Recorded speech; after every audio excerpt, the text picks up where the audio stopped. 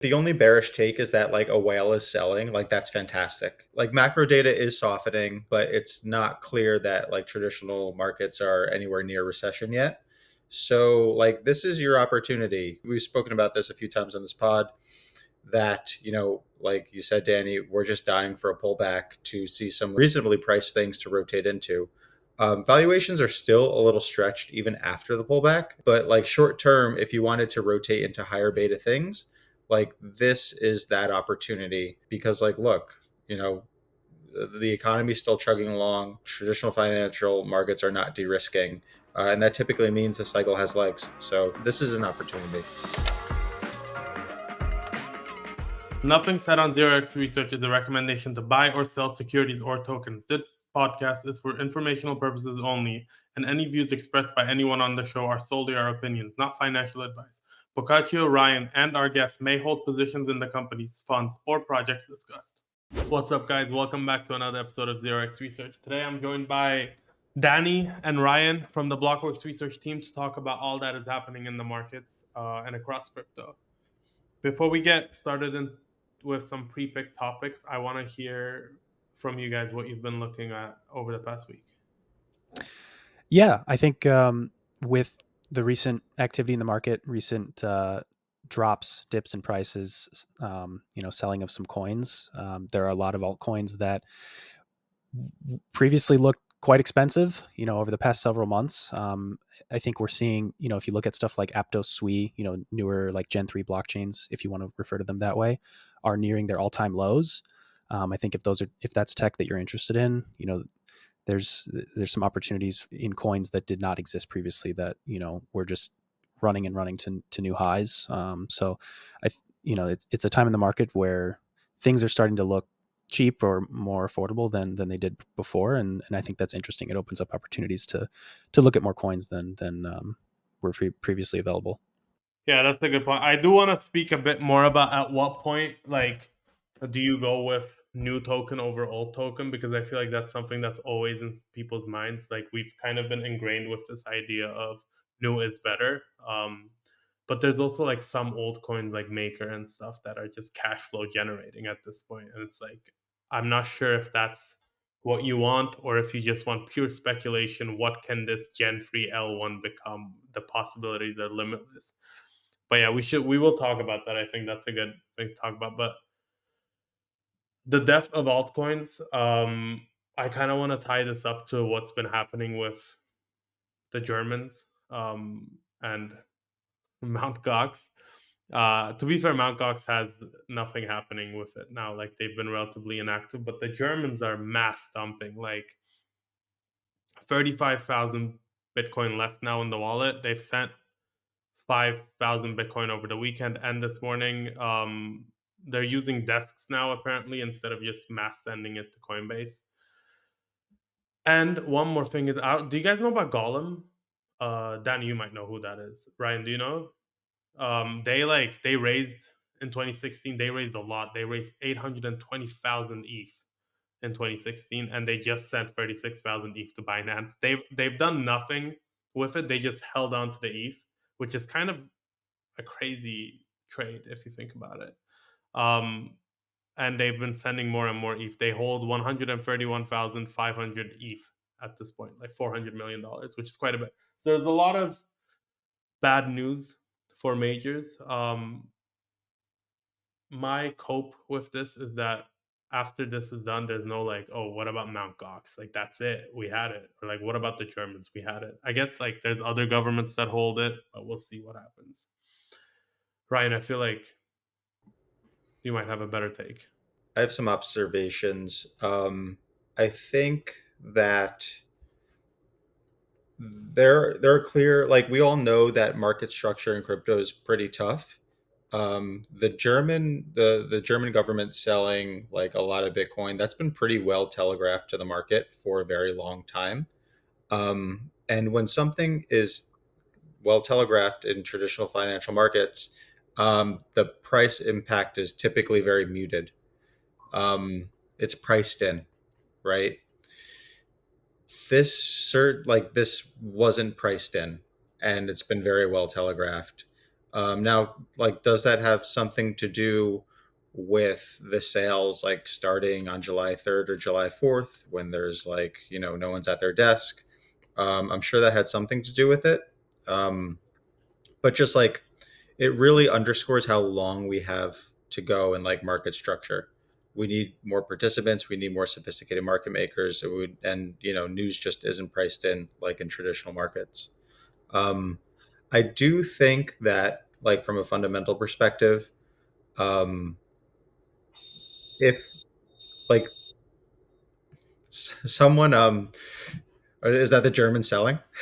What was it? That's them, man. I Is got that the a news. warning? Mass dumping again.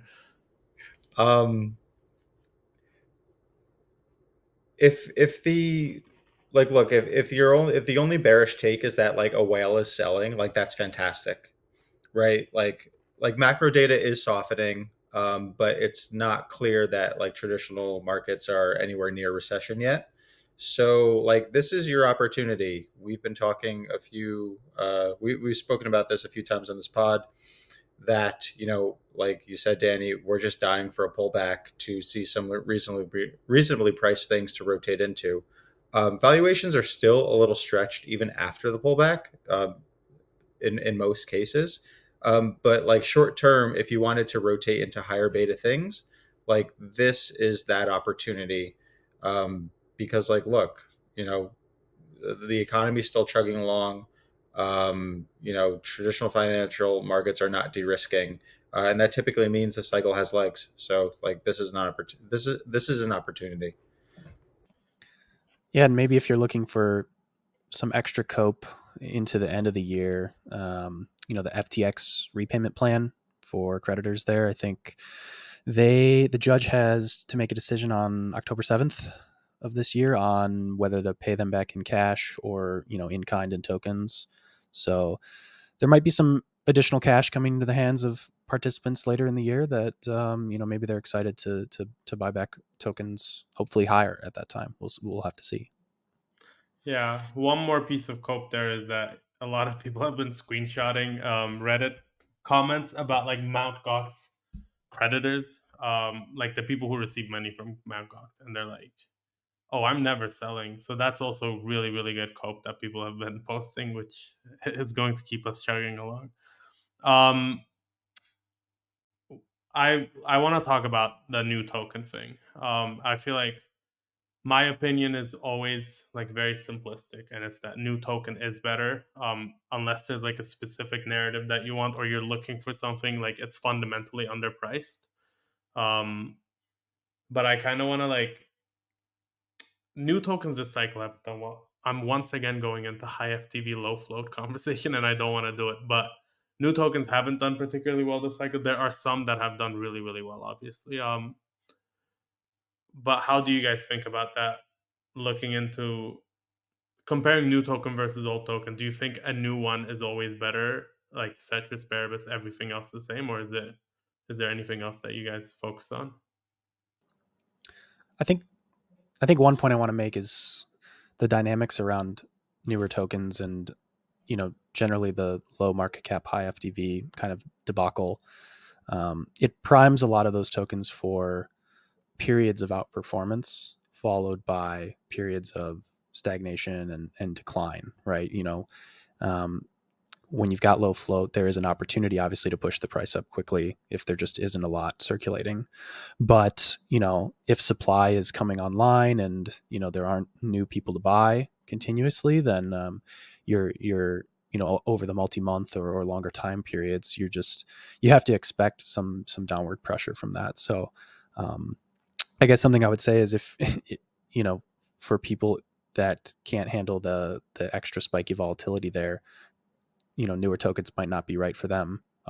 Maybe you want to buy something tried and true that has earnings and the PE makes sense to you. Then maybe a maker or something similar that doesn't have those kind of token supply issues to worry about would be a better kind of emotional or psychological a boat for you.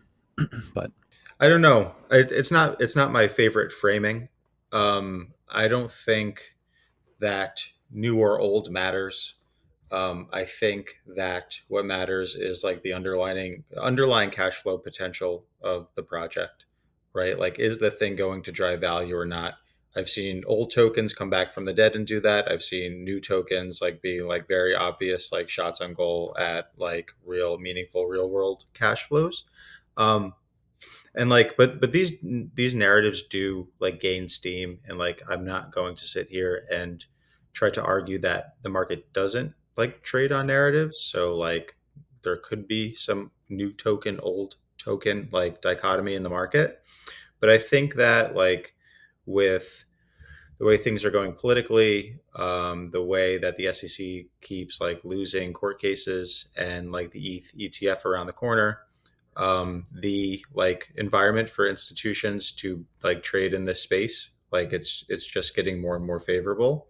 And in that scenario where the marginal buyer is a traditional asset manager and not like a crypto farmer or retail participant, I think narratives like this matter a lot less.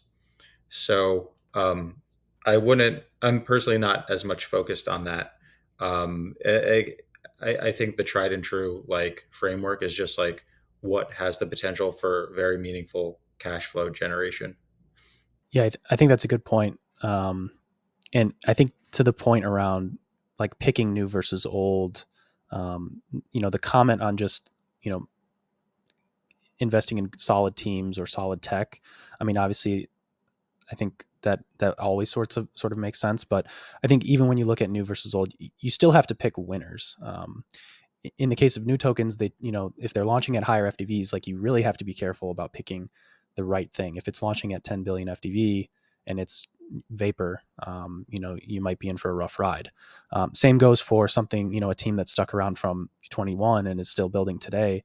Maybe they pivoted and they built a great product, and they're on the up and up, but for 99% of the other projects that tried to do the same, they are probably down only still. So either way, new versus old, you still have to pick a great team and a great product and great tech, to have, to see, the returns maybe that you're hoping for. So that sort of root question never really goes away. I think Pendle is a good example of a team.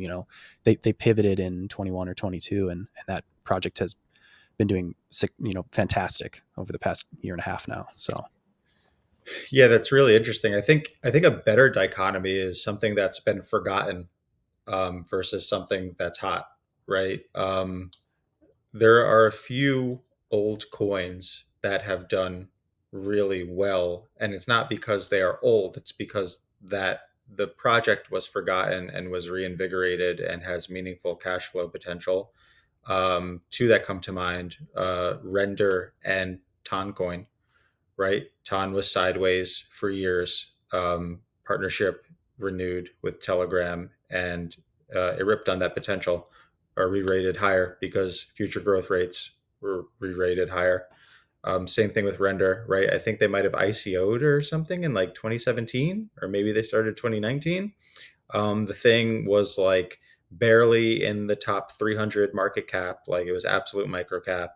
And then interest was renewed. Jules got behind the project, and the thing's generating meaningful revenues on Solana today. So yeah, like I guess that's a super exciting opportunity if you can find those tokens that are on the precipice of like being um, re-rated higher based on some like renewal of the project or like a new partnership, or just like left for dead, but like the team is still building. um, yeah, do I know of any right now? Mid bull market, way harder to find those opportunities. yeah, I think I'll add the comment that I think right now might not be the time to be deciding or start looking for those types of projects. I think that's, if you're hanging around during the bear and you're seeing who's still building and who's pivoting and, putting together maybe potentially successful business plans for the future, those might be opportunities to look for. But today it's, there's lots of raises happening. There's lots of money flowing around. It's a very different environment. Yeah, it's kind of crazy to me that people are still doing private markets, given that I assume they must be getting like horrible deals at this point. But I mean, that's just the nature of it. Now it's you just put some money in it, you get some FOMO. That this is we talked about this months ago. I don't know if you were on. You were definitely not on it, Danny. But Ryan, were you on it? Where I was like, I feel like VCs are kind of a forced buyer to an extent because they have to get exposure to coins. Like you have a mandate and you need to deploy it. Obviously, if you're like a really good VC, you don't like you deploy it as much as you can during the bear. But even during the bull, maybe there's like a new narrative coming up. There's something attractive that you have to deploy into. And that's what I meant back in the day. I was like, you're kind of a forced buyer. Yeah, I think that that's fair. I think that the time, yeah, VCs being a forced buyer, that's interesting. Yeah, for a lot of VCs, I think that if they can get in on the deal, the time to liquidity is so short that you often are a forced buyer. Like you don't have time to sit around and wait for valuations to reset because if you don't get in on that round, you might not get the token at all. It might become liquid and you don't have your chance. So yeah, I think that that's a fair point. Yeah, another thing is that now it's very like deals go like this. You don't even have a time. This is as far as I understand. You don't even have time to do very good due diligence. Because they can just raise. I mean, people want coins so bad. They want seed. They want some form of investment so bad that you can barely do. I have to imagine the dynamics are, I mean, as with anything else, probably very top heavy, right? Like your S tier VCs that get, into all of the best projects at the earliest rounds or the best prices. There are projects that raised at the top of the 21 bull market that were still, fantastic, raise opportunities for those investors because they've, still done 10 or 100x multiples from those valuations at the time. But I would imagine if you were buying, near public or pre-public raises as a smaller VC fund, like around 21, you might have just been completely obliterated. Even now, like if those things have done well since then. So there probably is a little bit of a dynamic there where if you're getting the absolute best deals for the best projects, like, if you got to buy in Arbitrum and, some of these other projects, back a cycle ago, you're doing great. And if you didn't, if you got to buy things that were probably just super overvalued at the time because everyone was trying to jump in, and you were late to the party, you probably didn't have a good time. Yeah, that's very true. And I wonder, this is one thing that I found out is that just by talking to people is, I don't even know, this isn't particularly relevant, but I still want to bring it up. Like a lot of VCs end up doing a lot of thought pieces and a lot of these like well-researched reports, and they are genuinely like good. Um, but it's mostly to get into those top rounds because if you are the person writing about modularity before it was a thing, then the people building modularity tech are going to be like, hey, like we're raising right now. I read your piece. Let's do it. So that's actually like I assume it is top heavy as well, and I think that's kind of an interesting way that it plays out. I don't know how like relevant it still is now, but I feel like during the bear, if you were actually invested into it, like interested in certain tech, that probably opened up a lot of doors for you. Um, one non VC favorite. This is a horrible segue, but I'm going to keep it. One thing that did not raise is Tau, BitTensor, and it went down last week. I don't know if it's not related. The not VC raise isn't why it went down, but they had some package issue where a malicious package was downloaded by a lot of people, and it stole their keys. So they had to halt the chain. And we talked about this morning. Danny is the VC, not the VC, the AI favorite, the AI narrative leader. I thought it was going to be Tao, but apparently, um, it's render. Everybody wants render. Everybody wants a piece of render. Well, it's playing out just like TradFi so far, right? If you bought, if you're in Nvidia, you're so happy, you're over the moon right now. And if you're in render from its re-rating, a year and a half ago, you're also over the moon at the moment. So that might continue to play out that way because I think a lot of these AI projects are very early. I think people can't really connect the dots in terms of what value they truly provide quite yet. I think maybe the deeper thinkers really have a feel for what they could become, but there might just not be enough solid kind of material understanding of what the true value is there yet. Before Ryan gets into this and tells us all about it, I want to make one little point is that for a few months, a couple months ago, maybe 3-4 months ago, there was like this era of LBP AI projects, which is like Mon AI and like whatever. OLAS was the first one that did it, and they did very well. So every team launched some form of AI token on LBPs, on Fjord specifically. And then like just chasing that, a lot of people missed out on like genuinely good AI coins. And one of those was Tau at the time. It was a genuinely good AI coin. People were just like, oh, I missed that. I need something. I need beta. And then they just reached out for that. And then now you don't even hear about those anymore, which is, I mean, I guess that always happens. You chasing beta is the death of all of us at some point, but I don't know where it's all gonna go. What is OLAS? What type of project is that? OLAS was AI agents. I think it was the first AI agent one. They had some issues with team vesting, and I mean that always seems to be the case. It's either team vesting or the tech doesn't work. But I don't even know if the tech works. But they did like this was honestly quite a like interesting phenomenon with these LBPs, is because one or two of them did very very well, and then it got crowded. Everybody did an LBP. Everybody chased it. They were like, "Oh, OLAS did a 15x. Why can't this?" And then what ended up happening is these projects raised ridiculous amounts of money on Fjord. Like they would raise 15 to 20 mil on Fjord at some point. And it's like you just have barely a deck and a website. Maybe not 15 to 20 mil. Let's say 8 to 10 mil. But it's still a lot of money to like raise. I'll say pre-product, pre-anything. I mean, that just reminds me very heartily of 2021 token pre-sales on really any chain, but Ethereum, Binance Smart Chain. Like, hey, we have this pitch, we have this product, we do a token sale, just or an LBP or whatever mechanism, and pull in several million, and maybe you never hear from them again. Maybe they built something for real.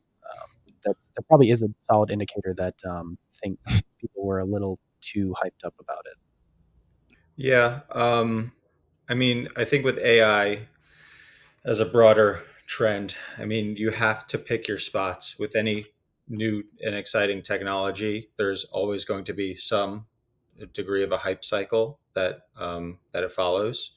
Um, I think that a lot. Look, inevitably there will be a correction in the broader markets and in AI stocks and tokens in particular. I'm not denying that at all, and I frankly look forward to that. Um, but I, I think that a lot of the like I don't know talks of froth in the AI space are misplaced. Like the obvious one is just Nvidia comparing it to Cisco. Nvidia is not Cisco. Its valuation has actually declined since I think it was March 2023, or sorry, May 2023, when it really blew out numbers. Yes, it does have a high valuation, but is not a historically high valuation, and revenues following those numbers, which is why the valuation hasn't expanded. I think crypto is obviously a different story. There's always tends to be some valuation premium that crypto tokens have. Um, you've seen a lot of that get washed out, which I think is super positive. Like the market is starting to come to terms with the fact that like agents are probably going to be a commodity, and they're super expensive to operate, and they're going to come here a little later than we thought because like the tech's really hard, and if you're doing agents on financial transactions, like they have to be right, like they can't hallucinate. So like agents are like super exciting for me as a user of AI, but as an investment opportunity within crypto, like yeah, the market's definitely coming to terms with the fact that it was a little overrated. um, GPU tokens or GPU networks, like still like the valuations are high, It's nice to see that they are actually generating tangible revenue on chain. They're probably going to be challenged in the near term, just given how much GPU demand has softened. Like it's relatively simple to get an A100 allocation now of the hyperscalers. It's still kind of challenging to get H100s and better. Um, but these networks aren't like as my thoughts have evolved on like the GPU network space or the GPU deep in space. It's not clear to me that they are competing directly with what the hyperscalers are offering. They're competing more in niche markets, I think. So, like academics and researchers, like it's hard for them to get access to AI. They have smaller budgets. Like they don't have embedded relationships with a lot of the hyperscalers. Like they're an obvious candidate, I think, for a GPU network. Synthetic data generation, like GPU networks have, or crypto GPU networks have an advantage there. So yeah, they have to compete on these niches, and I think so far, like so good, they're doing an okay job. Just like the narrative might not follow through, just given the softness in GPU demand. Um, I think that, like last comment, I think that the market is was over indexing on the intersection of AI and crypto technologies and under indexed on the kind of market dynamics that would arise as a result of AI that crypto could help. So, for example, like decentralized GPU networks, decentralized energy networks, and decentralized data generation via crypto rails, I think are all really interesting places where crypto has a wedge into the market as a result of AI. It's not the actual intersection of AI and crypto technology that I think is super exciting from like a future cash flow perspective. And I think the market's like slowly realizing that Where do you think we go from here? on the AI crypto narrative. Yeah. Look, the thesis for decentralized GPU networks in the long run has not changed at all. They still have wedges into the market. Um, the the grid in the United States is in desperate need of an upgrade, and the hyperscalers are telling us that there is not enough power out there for them. Um, you know, Energy usage in the United States has scaled up like 0 to 2% per year for like more than a decade. And we think we're going to be compounding at 6% annualized from here on out due to AI. Like, that's an opportunity for crypto. So, I think you'll see some early stage opportunities there. We're expected to run out of high quality data by 2027. Tokens to incentivize the contribution of data to like a data DAO or synthetic data generation via crypto sourced GPUs, I think is like a really interesting opportunity. I think we'll see some early stage opportunities there. So, like near term, probably like incremental weakness, just given the pullback in GPU demand in the cloud. But like long term, there's still really interesting problems that crypto like uniquely solves. So I'm bullish on a medium to long term time horizon for sure. I agree. I That's basically why I asked. I wanted to make sure that I wasn't being stupid and that you also um no, but I mean it's just one of those narratives that people don't really talk about anymore. It was crypto AI for 2 3 months. Everybody was like crypto AI, crypto AI. And it's fair. I mean it was really exciting. I still think it is. I agree with you. I think this like the allure is more than other things that we've leashed onto as an industry to make a narrative. Like it's actually there. It's semi interesting and it can work. Any other narratives that you guys can think of that have died out? Danny, you can go first if you had something relevant. Yeah, I think just to go off of what Ryan said, I think he made a lot of great points and some interesting points just around the potential for some of these, crypto-based decentralized networks to, potentially displace or replace, existing what are traditionally managed by, local, state, federal governments or, national governments. Um, and there are people within the US, you can ask people about their, you know electricity, about their water, about their internet, about their mobile networks even. Maybe talk to Helium Mobile about that one.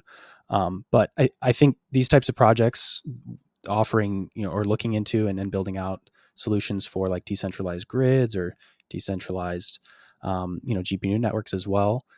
There's an opportunity to really kind of provide a new means to build out these networks and serve the interests of people that use and need these services in a way that maybe has not been effectively addressed by governments today in most cases. Ryan, any rebuttal? He just said all your points are not correct.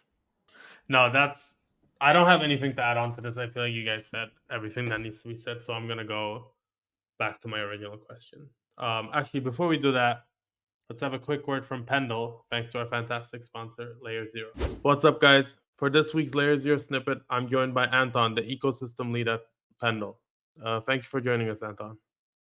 Thanks for having me. Just to start us off, do you want to give a short introduction of Pendle and what you guys have been focused over the past few months? Sure. So Pendle is essentially a yield trading protocol where users can execute various yield management strategies. How this works is that we tokenize the yield from an underlying yield-bearing asset, such as EETH or SDAI, where we split the yield, which is represented as a new token called YT, from the principal, which is represented by PT, and that can be traded in its own individual markets. So this allows anyone to obtain fixed yields from PTs or principal tokens, or long DeFi yields by buying YTs or yield tokens. So instead of speculating on spot prices, you can speculate on yield or interest rates itself. So this concept is similar to bond stripping in traditional finance, where for a coupon bond that is essentially yield bearing or earning interest, you can detach the coupon, which represents the interest, from the underlying zero coupon bond, which represents the discounted principal. At Pendle, we work with any yield-bearing asset, of which we are a major beneficiary of the liquid staking, restaking, and RWA sectors, to name a few. We've supported assets such as Lido's ETH, Etherfire's EETH, Renzo's Easy ETH, Spark's SDAI, Avis A tokens, and many, many more. So in summary, Pendle is a venue where you can express your viewpoint on the direction of yield and develop strategies around the underlying yield volatility. So that would be kind of like Pendle in a nutshell. Perfect. And how does LayerZero fit into Pendle? Right. So Pendle implements a V token model, also known as V Pendle, that serves as an important tool for maintaining the long-term health and success of the Pendle ecosystem. It's very similar to VCRV or from Curve. The model is essentially using the same concept behind it. And the goal behind vPendle is to align incentives and generate liquidity and fees. So users who lock their Pendle tokens for vPendle can vote for pools every epoch to channel Pendle token emissions too. And lockers also enjoy the benefit of boosted yields on their LP positions, as well as collect real yield in the form of ETH from the fees generated by the protocol. Now, Pendle is deployed on various chains, but all the vPendle voting is all done within Ethereum. So we use Ethereum as the main hub. LayerZero has essentially enabled the Pendle protocol to deploy omni-chain V tokenomics, allowing users to synchronize their vPendle balances across all supported chains where Pendle is deployed in. So LayerZero helps enhance this reward accessibility and interoperability for those Pendle pools. What this basically means is that you just need to cast your vPendle votes in a single hub, which is on Ethereum. And Pendle leverages LayerZero's messaging protocol to broadcast the voting results across the different protocol deployments on different chains.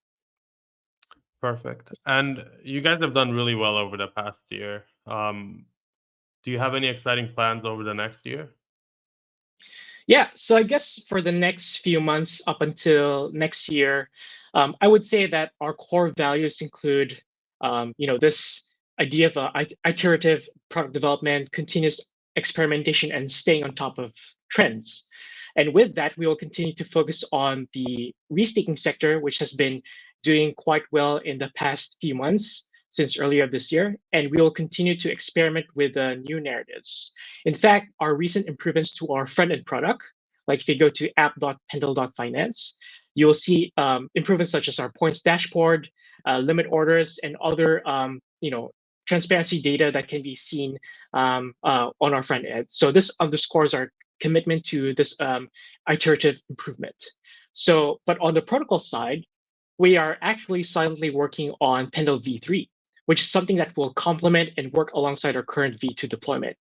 While we cannot reveal much for now, we are working hard and are very eager to launch this to the community. So more will be revealed later this year, and yeah, like just stay tuned, and we have more exciting things to come. So that would be kind of like uh, the most, or like our major development that we hope to put out later this year and early next year. Perfect. That sounds very exciting. I'm genuinely very excited to see what you guys are building, because you, like, as a team, you've been very adaptable and very agile. So excited for you guys. Thank you for Yep. coming on. Thank you so much as well.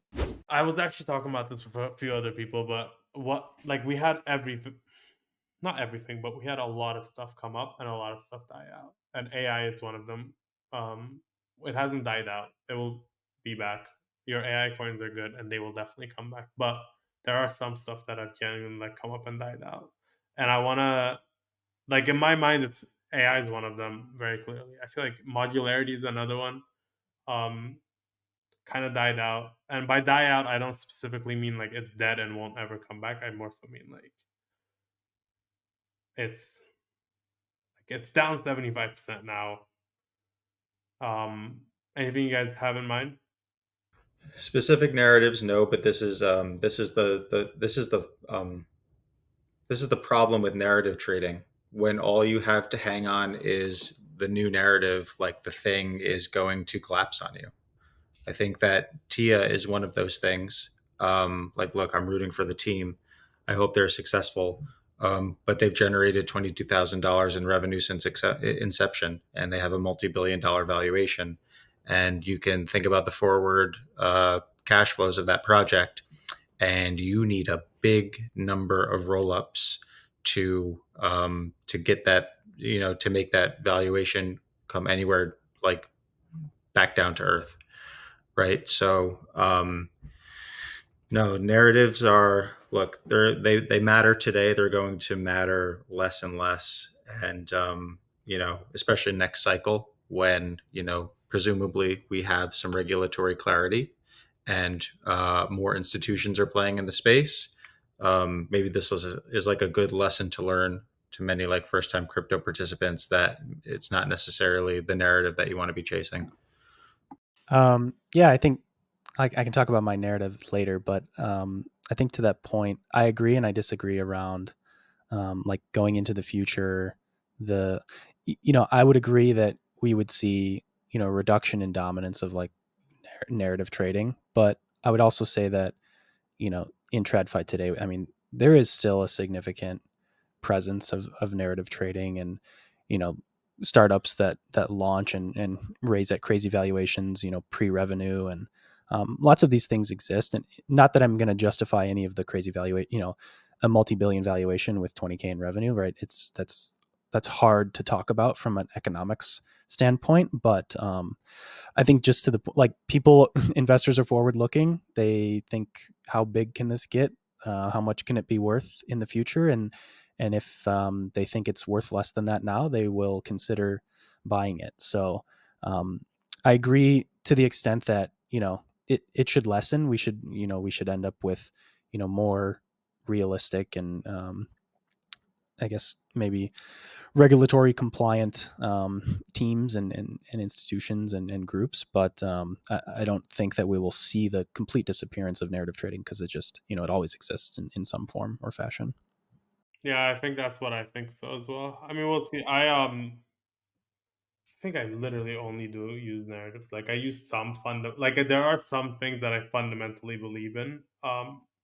Just because I've done like a lot more research on them, but mainly I just like to ride some form of a wave. But I do agree with Ryan to an extent that it's been getting worse already, and I'm sure that it will continue to get worse.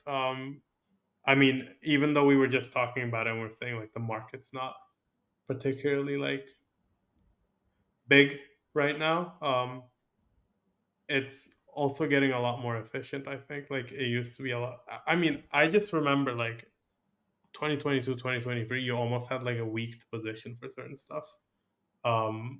Versus now, it's obviously like very much like I mean, still, it's like compared to other markets, it's not as efficient, but like Yeah, I agree with you both. I think that, look, I don't think narrative trading is going to completely go away. You can look to TradFi markets where retail trading is like 25% of the market. And when it went from 15 to 25% in 2021, like things got really weird. And that's going to happen from time to time. I think that crypto is particularly unique because it's this like weird permissionless system where you can kind of like launch whatever token you want and like kind of put capital to work where you want. And it's invited a lot of non-traditional market participants. So price actions should look different. And I think in certain pockets of the market it will. Like I think meme coins will be here until the end of time, and I think that that's obviously going to trade on narratives. I think that there are enough like libertarian hard money people in like the BTC and ETH ecosystems that like those coins, particularly ETH, can like trade at like a valuation premium to like what like cash flows would dictate.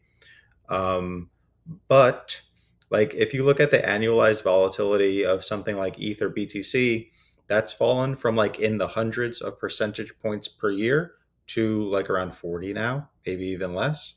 The market is certainly getting more efficient. And we have a market today where not everyone is allowed to participate, meaning like there is a compliance person that's literally standing in the way of so and so fund manager who wants to put 20 million in capital to work. And there's a lot of those guys, and there's like a single compliance officer that's holding them back from doing that because of the regulatory environment. So that's going to slowly change over time, and it's going to be felt in different parts of the market more so than others. But it's something that you have to think about as a long-term participant in this market. Like this cycle was way less crazy than last cycle, and the cycle before that I think was less crazy than the ICO boom. Like it's just getting less crazy over time. So it's kind of it's not going to happen tomorrow, but it's certainly like your true north as a participant in this market. You have to be cognizant of that trend.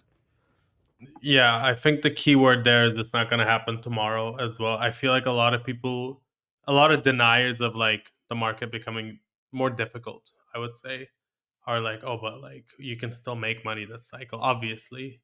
Um, like Ryan mentioned, there is like legit regulatory stuff that isn't letting everybody participate. And I also don't think that everybody is interested in participating still. Like there are a lot of naysayers and a lot of people who don't. And I mean, sure, they might never come.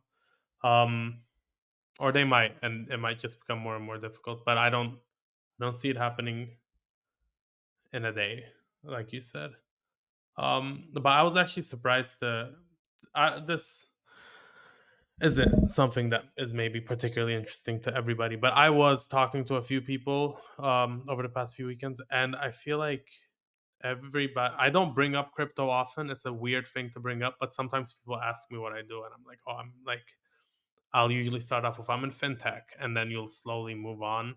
Um, and there's a lot of people who just genuinely participated before, and they were like, it's just not as exciting as it used to be. Like what you said, Ryan. But these are like older, not old, but older people who are like just semi-relevant in crypto at some point, and now they're like, it's just not something that I want to do anymore. So I wonder, like, we talked about it before, how many people are just disinterested now because they got burnt on FTX or they got burnt on Luna. But there's also like a subsector now that are like, oh, I already did crypto, like what, it's not as cool as it used to be, or it's not like as interesting as it used to be. I wonder if they'll come back, or if that's just they're like, oh, it's done now, I don't care anymore. I mean, that is a very small amount. Like that's a very small subset of people, right? Like we're all like the crypto industry rounds to zero, and the percentage of people who left this like minuscule industry, like I'm not worried about them. Um, No, yeah, it's just very not, small neither subset. am I. It was the first time that I've heard somebody be like, oh, it's, to me it's done. And I look, because I'm of your point of view as well, I'm just like, it's so small, like how can you. Yeah, I totally get what you're saying. I mean, the burn factor is real. I meet people today, and I don't lie to them like you do, Bach. I tell them exactly what I do. I tell them exactly what I do. And some people are like, they all they know is FTX. There's an image thing that the industry has to get past, but like I'm really excited for when that changes. I think that there are a few projects in the ecosystem where like they could generate like real revenue, like TradFi guys will want to own that token, and then people will forget about how crazy things were. Like everyone's forgotten about the point in time where like your mom and dad did not want to put their credit card on the internet. Like everyone's forgotten about that, but it was a real thing. Like I think the first Mosaic browser was like unencrypted in the United States, or maybe it was Europe, or it was not encrypted, right? So like it was just a very different environment. There was a lot less trust, but people have totally forgotten about it because it's proven itself to be useful. There are a few things in the market, hopefully they can like kind of reach that mass appeal where, everyone forgets that, it used to be such a wild place. Yeah, I think trailing off of that, if we're sort of yet to see some of these fantastic, wonderful, great consumer applications, but if the TikTok of crypto came around, it doesn't really matter. And if it's all abstracted away and the users aren't thinking about how the crypto is really integrated into the platform or how they're paying for stuff, I don't think it really matters if the retail participants really know or care that they're like in crypto, so to say, right? If they're using the app and they're generating revenue for the for the underlying project or protocol or token, then that's all that really matters. We just need to build those apps. Yeah. I mean, we can't even build an app that is comfortable for me to use and you to use and Ryan to use. It's like every app that I still use is not particularly like good. So I wonder how long it's going to take for us to actually onboard regular. Well, I don't think we will, but onboard regular people. My point of view is that we'll always be like semi niche, highly financialized. Obviously, there will be other like people constantly join in, but I don't think it's going to be everybody's like going to use crypto and underlying. I don't know. Maybe I'm just becoming very pessimistic. Yeah, I think maybe it just depends on your worldview for where crypto rails are going into the future. But like if you think there could be new backends for stuff like a Patreon or like Shopify and web stores and e-commerce platforms and other things along these lines, creator sold goods, there's opportunities where just normal retail consumers could be using products that are kind of supported by these this infrastructure and these applications without knowing it. Maybe they'll end up just using USDC on the back end and it won't actually be tokens that they're buying or trading, but it might still be driving revenues to something. Yeah, I think there are a few applications that I use in particular on a daily basis, or let's say weekly basis, that I think are really great products. Helium and Hive Mapper.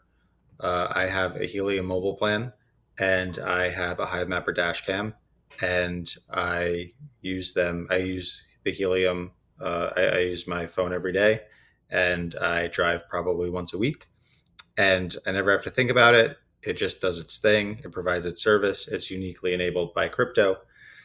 That's super exciting.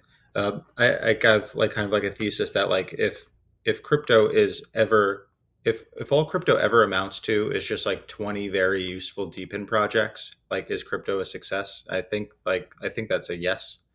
Um, what those 20 are going to be, like TBD. But I'm really happy with what those two projects have done as far as like UI UX perspective, and frankly they don't get enough credit. Ryan, do you want to talk a bit about Blast? Yeah, I guess I want to ask you guys. So I'm not deep in the weeds on like the EVM L2 space. I'll like kick the tires every once in a while just to see what's going on. And kicking the tires on Blast and looking at its valuation, not only relative to other L2s and EVM things, um, but also relative to like what's going on chain, the activity that they're generating, like Blast has been left for dead. Um, from a fee perspective, like ZK Sync is trading at 1,600 times trailing 1 month fees annualized. Blast is trading at 35 times fees.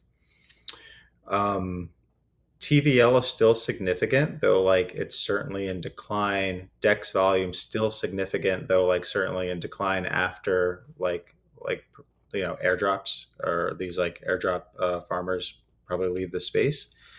I'm wondering, presumably you guys know a lot more about the space than I do. Um, what do we think about Blast? What do we think about the valuation? Is there anything for real over there? And like, given this valuation in the market, how are you guys playing it? I specifically want to talk about it compared to ZK because this is how it originally came up, like compared to ZK Sync.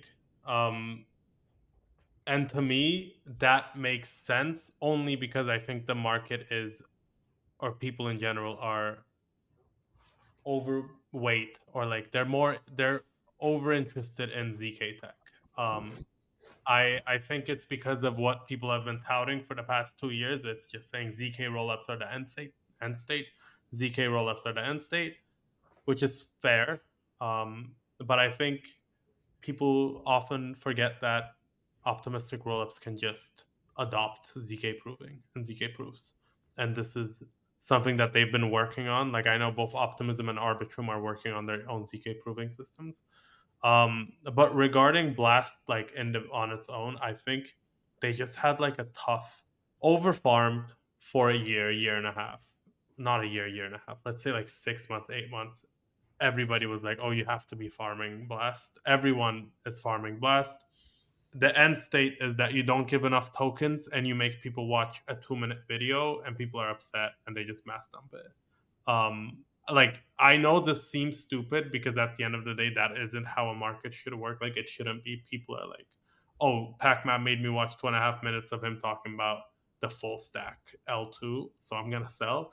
But I think like that is what happened. Like I think he overplayed it basically. And I mean, it was also like his marketing was a bit off at the beginning. We talked about this before as well. He was like, oh, like guaranteed. He didn't say guaranteed, but he did say like earn rewards and like you're gonna make money and you were pre-rich and stuff like that.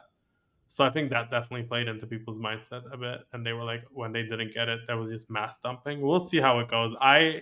After you pointed those out, those charts, Blast did quite a good job onboarding apps. I think you can go two ways. You can have enshrined apps, or you can have like these big bang type competitions to build apps. I think they actually have quite a bit of apps, and it's the only place where they've actually tried to launch GameFi. I feel like a lot of L2s don't do GameFi very seriously. At least the newly launched ones. These guys actually like had some games on them. I mean, one of them got hacked for quite a bit of money. So let's not think about that one too much. But the rest have been also down only, but at least they tried. Yeah, I think I want to echo the thoughts around the ZK point. I think you can look at ZK Sync and Starknet, and I think really the valuations there are, people. We talked about it earlier, right? People want to bet on the tech. I think a lot of people are betting on the tech in this case, and not, there aren't a lot of user metrics to bet on in the case of ZK Sync and Starknet. So if you think ZKs are the future, then I guess that's how you end up at these valuations. So I think to that point, that might be part of the discrepancy there. I also think on the Blast point, like I've been a bit of an L2 farmer myself. I did not farm Blast personally. I just didn't find it interesting enough, and I was not personally interested in bridging, ETH into a multi-sig.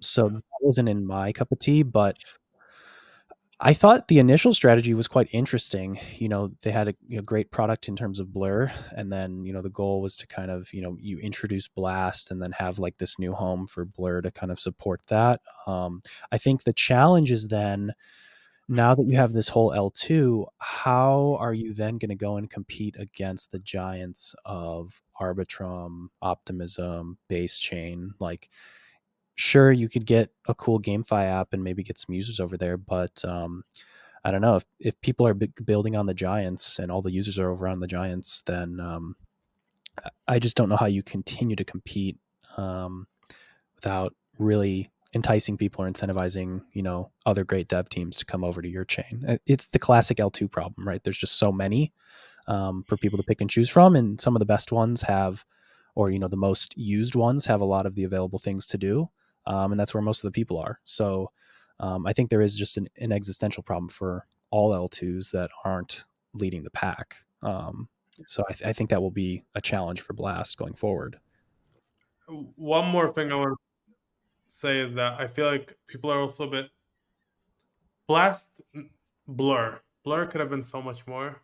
Like they could have done so well, and they barely they have 2 iterations now. It's just on Ethereum and on Blast. And I feel like they could have tried more. Like they could have done something with Bitcoin when ordinals were popping off, or they could have done gone on Base or anywhere else, and they didn't. And I think that's because Pac-Man moved to Blast and he focused on Blast. So I think people are a bit worried about that as well. They're like, okay, he did this with Blur. He built a fantastic product, 1 season, 2 seasons, and then it was like, guys, I'm gonna actually launch an L2 for Blast for Blur. Um, which I don't even know if he explicitly said that, but I know everybody was thinking that because it was there's also this Vitalik piece about how you can port NFTs to L2s and you make them tradable over there, which was quite interesting. And then now I guess people are like, when is he gonna let go of Blast and we'll build something else? I think the comments are focusing around user kind of perceptions of these projects, or maybe popular perceptions of Blast vis-a-vis the rest of the space. I'm not saying I'm explicitly a Blast bull. I'm just poking around here, and so the one thing that's just very interesting to me is that it is from a valuation perspective, it's the lowest by far, lowest valuation in the space, as far as L1s, L2s, L3s goes relative to any fundamentals. And from an activity perspective, Blast has not seen a day of outflows since June 25th. TVL might have began to bottom out on July 4th. And derivatives volume on Blast is essentially unchanged since mid-April. So no decline in activity there, which I find to be really interesting. Arbitrum, on the other hand, inflows, outflows are mixed. Derivatives volume is flat to down. And yeah, Blast is certainly competing with the other L2s, but it's right on their heels. If you look at trailing 30-day DEX volume, Arbitrum is 10% of the entire L1, L2 space. Base is 7.5%. Blast is, they're considerably, they're behind. They're at 2.4%, but they are as far as trailing 30-day volume, they are the sixth most used chain, which I find to be super interesting. Now, the 30-day window is probably too small. But I don't know. It's not a completely bleak picture for that thing, especially if you assume it's a going concern. And if you were to cut the valuation metric, or sorry, if you were to cut the activity metrics in half, it's still cheap compared to everything else. So I don't know. What would you say? His Pac-Man is the guy behind Blast. Is he treating this chain as a going concern? It's pretty low float, high FDV. If he wants to get that value out of it, it seems like he has to treat it as a going concern. I'm wondering what you guys think about that. Yeah, I think one thing worth kind of bringing up in terms of looking at the trailing 30-day metrics for Blast is, the token launch was only a few weeks ago, so a lot of the activity around the TGE, the trading and the volume there, might be sort of obscuring the real picture a little bit. I guess it would be interesting. It might just be too early to say based on, that sort of relative valuation based on the activity there. Maybe in another month, with kind of the airdrop and the other things out of the way, maybe the normal activity has the valuation from an activity and usage standpoint a little more realistic or in the realm that we would expect. There's no way for me to know or say that with any confidence, but I do have a feeling that, airdrop, TGE, people trading that, certainly always causes an influx, and then we see, rapid declines of activity following that. So this could just be a spike on recent activity that is making that valuation look odd when, participants are maybe already kind of pricing things downwards, based on, where they think it's going. Yeah, the interesting thing is, so if you do 7-day trailing volume, Blast does fall down a rung, but it's basically generating the same activity as Optimism. So it's the seventh most used chain by DEX volume, which is pretty interesting. Yeah, and I agree. I think the next month will be critical, from like a trading perspective. But like it's pretty interesting to see that derivatives volume on the chain has just been basically flat since April, and that's like a positive thing the um, given the decline, or sorry, given the potential like decline in farmers, since when was it, 3 weeks ago that they launched the token. So definitely on the radar. I guess it's TBD if they're treating Blast as a going concern or not. Any final points you want to hammer into the heads of our listeners? Hammer into the head doesn't sound right. I don't know. What do you say that you want to make sure that our listeners part with?